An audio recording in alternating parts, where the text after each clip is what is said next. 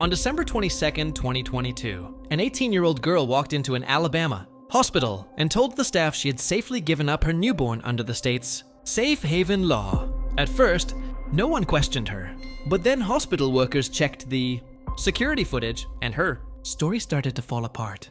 From the outside, Jakayla Ashanti Williams seemed like any other teenager trying to find her way in life. No trouble with the law, no online drama, just a young girl preparing for motherhood, quietly.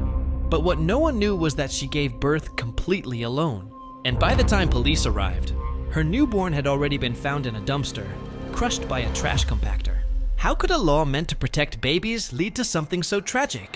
What made a scared teenager choose to leave her child behind in an alley instead of walking through hospital doors? Tonight, we'll retrace her steps, from her apartment to that hospital visit, and break down the phone call that exposed the truth.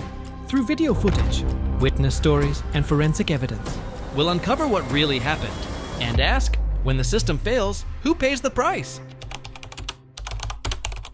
It was August 24th when Jakayla Ashanti Williams walked into Southeast Health Medical Center. She told staff she had safely surrendered her newborn under Alabama's safe haven law.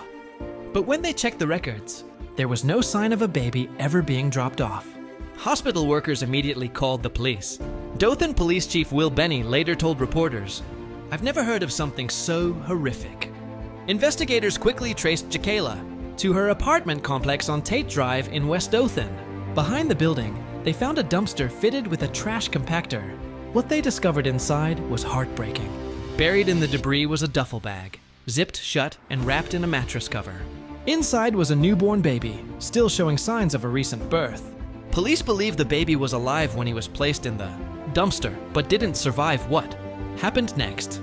The compactor blade had crushed him. When officers arrived behind Jakayla Williams' apartment complex, it was dark and quiet. The dumpster's safety latch had been forced open. The compactor had already run. Inside the dumpster, surrounded by trash and broken furniture, something stood out, a duffel bag, partly unzipped. Forensic teams in hazmat suits carefully opened it. Inside was a newborn baby, wrapped tightly in a blood-stained blanket, layers of clothing, and a mattress protector. It was clear, this baby hadn't just been thrown away. He had been placed there, gently at first. But the compactor didn't care. An animated diagram shows the machine's blade lowering, smashing through the bag. The baby, still warm from birth, suffered fatal injuries, blunt force trauma from the crushing mechanism. At the coroner's office, the autopsy confirmed the worst. The baby was healthy and full term. There were no natural causes behind his death, just violence that could have been prevented. The report listed the cause of death as crush injuries, and at the time of death, just hours before Jakayla showed up at the hospital. Her story didn't just fall apart, it was proven false. Now, detectives had the truth, and enough evidence to charge her with capital murder. Jakayla Ashanti Williams was just 18. She lived with her mom in a small apartment, worked a part-time job, and had been going through a pregnancy she once planned, but eventually kept secret. Her bedroom told a quiet story, an unmade bed, and a tiny baby onesie folded neatly on a chair. Money was tight. Rent was overdue, medical bills were piling up, and beyond one phone call to her mom, Jakayla had no real support. A pamphlet for Alabama's safe haven law hung on the fridge. It promised a way out, a safe, anonymous way to leave a newborn at the hospital, no questions asked. But Jakayla never used the emergency drop-off at Southeast Health. She never even went near it. Advocates say safe haven laws exist to give mothers a chance to protect babies from harm and mothers from desperation.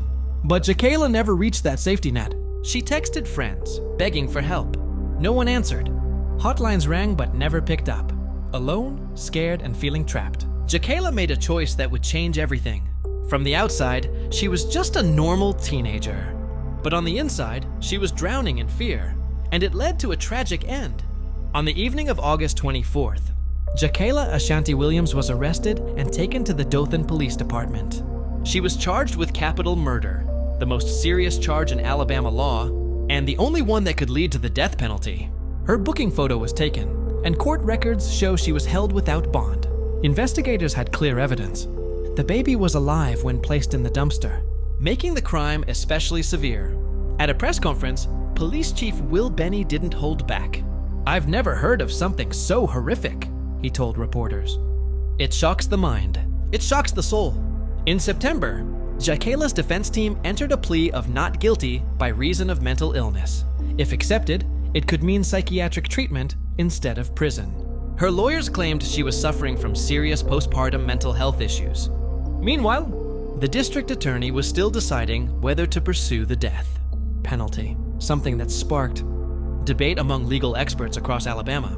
As the courtroom prepares for pre-trial hearings and a grand jury decision, the case continues to draw intense public attention. And now, one question remains. Will the court see Jakayla as a killer or as a young woman failed by the system? In September 2023, Jakayla Williams officially pleaded not guilty by reason of mental illness. Her defense argued she wasn't a cold-blooded killer, but a young mother suffering from a severe psychiatric crisis. They claimed Jakayla had experienced postpartum psychosis, a rare but serious condition that can cause hallucinations, confusion, and irrational thinking right after giving birth. In other cases, experts have testified that untreated postpartum psychosis can push mothers to hurt themselves or their babies, often believing they're protecting them from imagined dangers. The court agreed to send Jakayla for a full psychiatric evaluation. Doctors at a state facility were tasked with answering a crucial question. Did she understand what she was doing? And that it was wrong? In Alabama, the bar for an insanity defense is high. Jakayla's team must prove she didn't have the mental capacity to understand her actions when the crime happened. But prosecutors aren't convinced. They argue that Jakayla showed signs of planning, like hiding the body and lying to hospital staff, which points to clear awareness, not mental illness. Now, with psychiatric findings underway and a grand jury preparing to weigh in, the future of this case hangs in the balance between medical evidence and the possibility of the death penalty. Jakayla Williams' story rocked the city of Dothan. The idea that a young mother chose a dumpster over a hospital shocked everyone. Locals called it unimaginable and heartbreaking. In response, community leaders rushed to act. Safe haven awareness sessions popped up across town, offering support and education to young parents in crisis. Across Alabama, more hospitals and fire stations began installing safe haven baby boxes, drop-off, locations that are private, safe, and legal. The state hoped easier access would prevent another tragedy, but some said it wasn't enough. Many struggling mothers still face barriers, like fear of judgment, lack of transportation, or simply not knowing the law exists. Since 1999, safe haven laws have saved more than 600 babies nationwide. But experts say gaps remain, especially in poor and rural areas where support systems are weakest. At a state hearing, a child welfare expert put it plainly: we need more than laws. We need real outreach. Now in Dothan, local groups are stepping up, offering hotlines, free rides, and counseling around the clock. Their mission is simple: to make sure no mother ever feels so alone or so desperate again. As Jakayla's trial moves forward, one thing is clear: safe haven laws are being put to the test. A quiet playground at dusk, empty swings sway in the wind, shadows stretch long. A newborn's life ended in a dumpster. Tragedy that could have been prevented by a law meant to save lives. Alabama's safe haven law offers a safe, anonymous way to surrender a baby. But somehow, Jakayla Williams didn't or couldn't see that option. Since then, Dothan has responded. More safe haven boxes, more awareness, more help. The message is clear: no parent should ever feel so alone again. So we're left with a hard question. What would you do if you felt like there was no way out? Tell us below. Let's talk. As Jakayla's trial unfolds, Alabama faces a deeper test, not just of law, but of compassion. Will justice punish, or will it try to understand? And more importantly, will the steps we take now keep this from happening again? If this story moved you, hit subscribe and share it. Because awareness can save lives, and every child deserves a chance.